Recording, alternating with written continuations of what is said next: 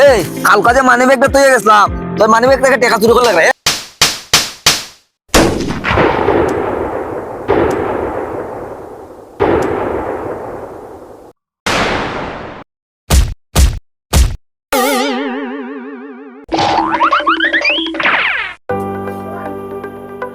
ওই নে তোর 100 টাকা নে, ধর টাকা লো।